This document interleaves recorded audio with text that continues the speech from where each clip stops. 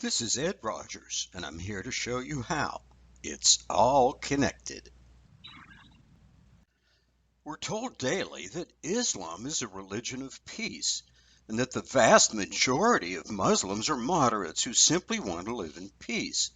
While this may be true in some cases, the assertion is irrelevant, and today's program will show you why.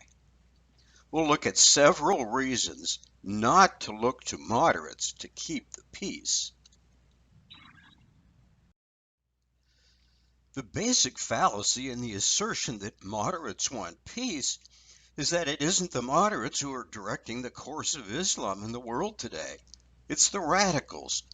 It's not the moderates who are marching in the streets, waging the wars, beheading their enemies, and teaching their young children to become suicide bombers. It's the radicals.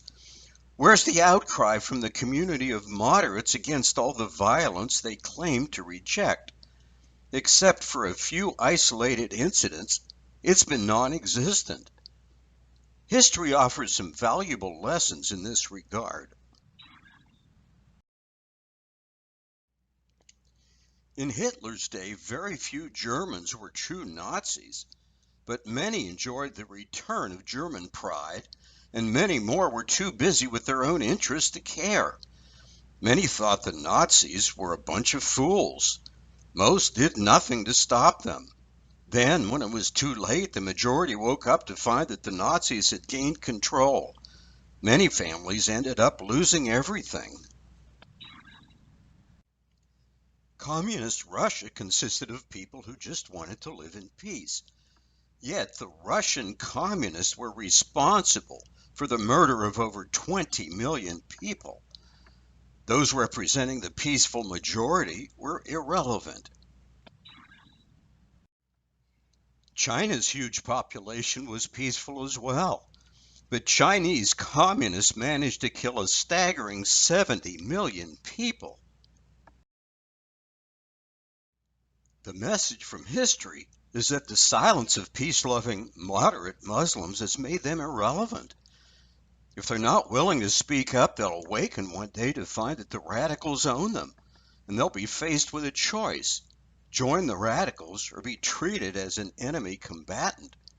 As we've seen, millions of peace-loving people around the world have died because the peaceful majority did not speak up until it was too late. There are good reasons why moderate Muslims remain silent in the face of atrocities by radicals. I could give many reasons, but here are a few that rank high on the list. Let's look at the issue of fighting in or directly supporting holy wars for the cause of Allah. Those claiming to belong to the House of Islam have only three choices: join the fight, support those who are fighting, or risk likely execution. In case you've been taught that Muslims are forbidden from killing fellow Muslims, they've figured out a way around that. The radicals claim that those who won't fight aren't true Muslims and are therefore not immune from execution. There is some truth to the claim that most Muslims don't want to fight in any holy war. They just want to live, raise their children, and enjoy a peaceful life. Their radical brothers, however, do everything they can to make this life of peace impossible. They wage a war of intimidation against both the infidels and the moderates, who know that speaking out against what they see as Islamic atrocities could get them or their family killed. If their public statements are seen by radicals as being insulting to Islam or the Prophet, they become guilty of blasphemy and must be killed according to Islamic law.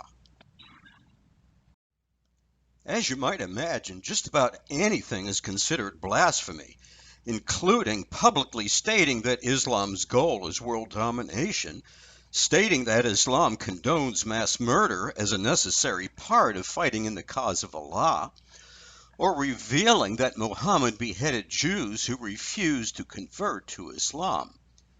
These and all the other reasons why moderates remain silent are all based on fear. Spreading fear was one of Muhammad's favorite tactics, and it's still in place today. Let's examine moderate Muslims from a different angle. Are they really as moderate as they claim? Most news and government reports of beheadings, crucifixion, kidnapping, and all-around abuse of women fail to mention that the perpetrators were Muslims. When they do mention it, they always add radical or extremist, as if their actions are so over the top that they must be portrayed as lunatics, far removed from the reasonable moderates who just want to be accepted as peace-loving citizens of whatever country they call home. The truth of the matter, however, is that these so-called radicals aren't doing anything that isn't commanded or implied in the Quran or the Hadith.